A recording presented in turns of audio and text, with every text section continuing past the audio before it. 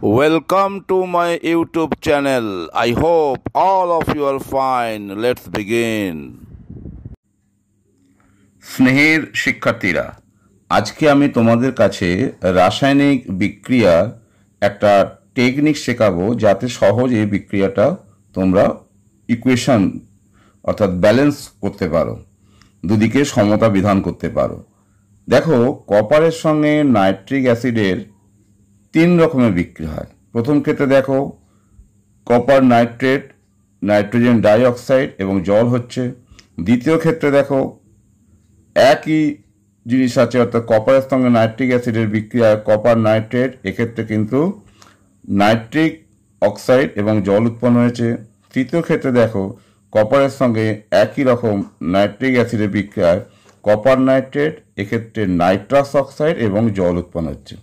তাহলে সবই এক, খালি তফাৎটা হচ্ছে প্রথম ক্ষেত্রে নাইট্রোজেন ডাইঅক্সাইড, দ্বিতীয় ক্ষেত্রে নাইট্রিক অক্সাইড এবং তৃতীয় ক্ষেত্রে নাইট্রাস অক্সাইড হচ্ছে।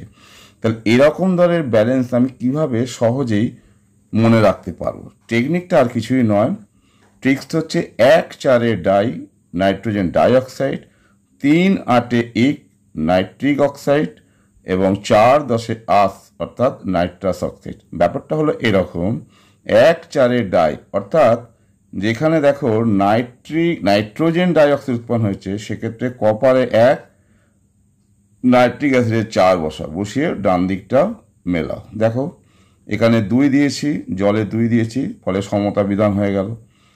একইভাবে দ্বিতীয় ক্ষেত্রে দেখো 3-8 ইক অর্থাৎ যখন নাইট্রিক অক্সাইড হবে কপারে 3 দাও, নাইট্রিক অ্যাসিডে 8 দাও, বসিয়ে ডান দিকটা মেলা। অর্থাৎ এক্ষেত্রে এখানে 3 দিতে হবে, এখানে 2 দিতে হবে, এখানে 4 হবে, ব্যালেন্সটা সহজই হয়ে যাবে।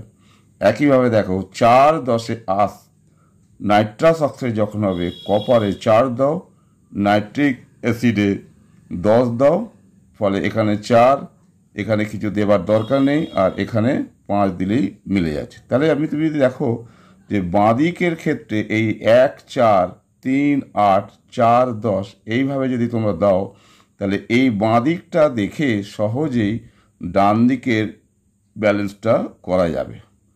তাহলে এইভাবে যদি ব্যালেন্স করা যায়, তাহলে ব্যালেন্স করা অনেক সহজ হয়। তাহলে তোমরা নিশ্চয়ই এই টেকনিকটা ফলো করতে পারলে।